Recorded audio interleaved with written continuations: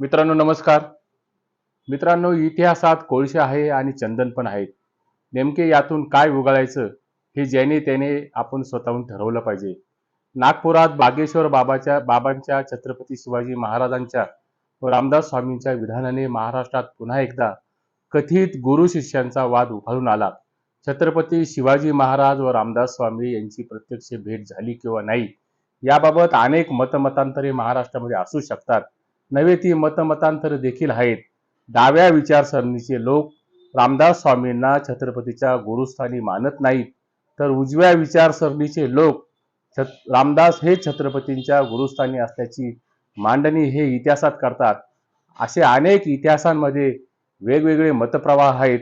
RSSचे मुख्यालय असलेल्या नागपुरातील बागेश्वर बाबांनी छत्रपती शिवाजी महाराज व रामदास स्वामींचं एका कार्यक्रमात वादग्रस्त विधान केलं आणि दुसऱ्या बाजूला एकनाथ शिंदेच्या शिवसेनेचे आमदार असलेल्या संजय गायकवाडांनी आपल्या नसलेल्या आखलेचे तारे तोडून महाराष्ट्राचं समाजमन अक्षरशः या दोन्ही विधानांनी महाराष्ट्रात ढवळून निघालं. कॉम्रेड गोविंद पानसरे यांनी साधारणतः 35-36 वर्षापूर्वी लिहिलेल्या शिवाजी कोण होतात या पुस्तकात छत्रपती शिवाजी महाराजांचा एकेरी उल्लेख असल्याच्या कारणावरून आमदार संजय गायकवाड यांनी प्रकाशक आंबे यांना शिवीगाळ व धमकी दिल्याने आमदार गायकवाडांनी महाराष्ट्रामध्ये पुन्हा एकदा नवा वाद उभा केला. आमदार संजय गायकवाड यांची मागच्या काळात देखील वादग्रस्त आणि वादाची परंपरा महाराष्ट्राला ही ठाऊकच असेल. आमदार गायकवाड यांची भाषा ही लोकप्रतिनिधी पदाला त्यांनी ज्या पद्धतीने प्रकाशक असलेल्या आंबे यांना शिवीगाळ केली ती मात्र नक्कीच क्लेशदायक होती. तिचं मात्र या ठिकाणी समर्थन करता येणार नाही. त्या विधानाबद्दल आमदार संजय गायकवाड यांचा निषेध हा केला पाहिजे. परंतु आमदार संजय गायकवाड यांनी प्रकाशक असलेल्या आंबे यांना केलेली शिवीगाळ देखील ही समजून घेतली पाहिजे. मुळात कॉम्रेड पानसरेंच्या महापुरुषांच्या बाबतीत असलेले एकेरी संबोधन व पुस्तकातील अनेक मुद्दे हे वादग्रस्त ठरलेले आहेत. मुळात छत्रपती शिवाजी महाराजांना निधर्मी आणि सेक्युलर ठरवताना कुठलाही समकालीन पुरावे व संदर्भ हे शिवाजी कोण होता या पुस्तकामध्ये कॉम्रेड गोविंद पानसरे यांनी दिलेले नाहीत. हे देखील सत्य स्वीकारावं लागेल.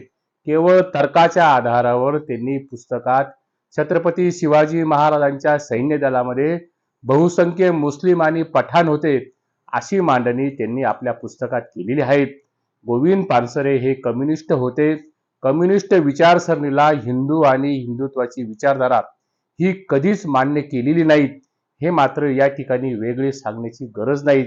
एकतर कॉम्रेड पानसरे यांनी या पुस्तकात छत्रपतींना केवळ माणूस म्हणून संबोधताना त्यांचा केलेला एकेरी उल्लेख हा मात्र निश्चित खटकणारा ठरतो. हा एकेरी उल्लेख नक्कीच गैर ठरतो. दुसऱ्या बाजूला छत्रपतींबद्दल वाटेल ते अतिरंजित विधानं करण्याचा सपाटात अलीकडच्या काळात महाराष्ट्रात राजकीय मंडळींनी सुरू ठेवला आहे. यातून जसे सत्ताधारी भारतीय जनता पक्षाचे नेते मंडळी कार्यकर्ते सुटू शकलेले नाहीत, तसेच विरोधी पक्षातील देखील नेते मंडळी किंवा कार्यकर्ते हे सुटू शकलेले नाहीत. अगदी मेंदू बधीर झालेला कोणीही कार्यकर्ता उठतो आणि आपल्या सर्वोच्च नेत्याला जाणता राजा किंवा पंढरपूरचा पांडुरंग म्हणून संबोधतो. हे देखील त्यांची वैचारिक भ्रष्टता सिद्ध करणारी आहेत. प्रत्येक कृतीचा उगम हा विचारात असतो. मग ते पानसरेंचे पुस्तक असो नाहीतर बागेश्वर बाबांचं विधान असो.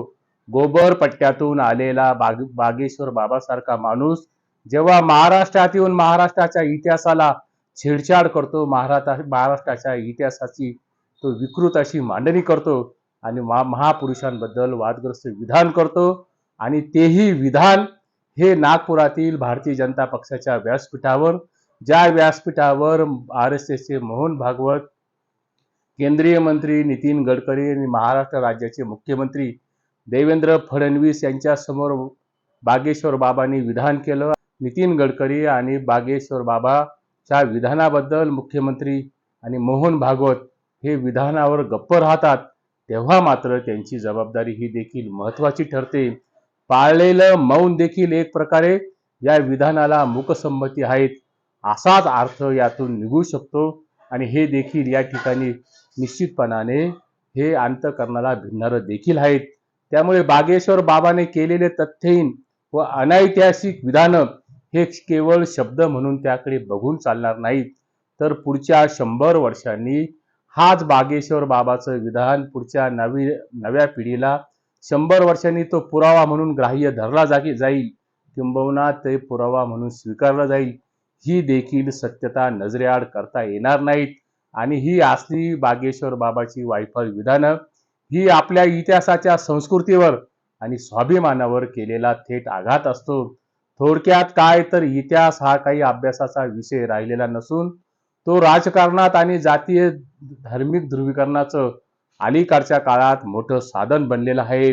याचं ठळक उदाहरण म्हणजे अलीकडेच विश्वास पाटलांनी त्यांच्या संभाजी कादंबरीत काल्पनिक कथानकांचा समावेश केला असल्याचा खुलासा हा देखील दिलेला आहे. संभाजी महाराजांच्या अंत्यसंस्काराचा उभा केलेल्या काल्पनिक कथानकाने महाराष्ट्रामध्ये वाद उभा राहिला आणि त्या वादातून जातीय दंगल घडली, जातीय संघर्ष आणि जातीय संघर्षातून महाराष्ट्र होरपळून गेला. हा देखील अनुभव आपल्या समोर आहेतच. एकूणच बागेश्वर बाबा व आमदार संजय गायकवाडांच्या विधानातून एक बाब समोर येते. History is not entertainment, history is an objective lesson. इतिहास हा काही मनोरंजनाचा साधन नाही किंवा इतिहास हा काही मनोरंजनाचा विषय नाही, तर इतिहास हा एक वस्तुनिष्ठ असा धडा आहे. भारतीय जनता पक्षाच्या व्यासपीठावर येऊन इतिहासाबद्दल अनैतिहासिक पोपटपंची करण्यापेक्षा मराठ्यांच्या इतिहासातील समकालीन असलेले साधन आणि पुरावे पाहून बोललं तर तो इतिहासाचा सन्मान होईल, असं मला या ठिकाणी वाटतं. आपल्याला याबद्दल काय वाटतं? आपलं मत कमेंट बॉक्समध्ये नोंदवा. व्हिडिओला लाईक, चॅनलला सबस्क्राईब करा. नमस्कार.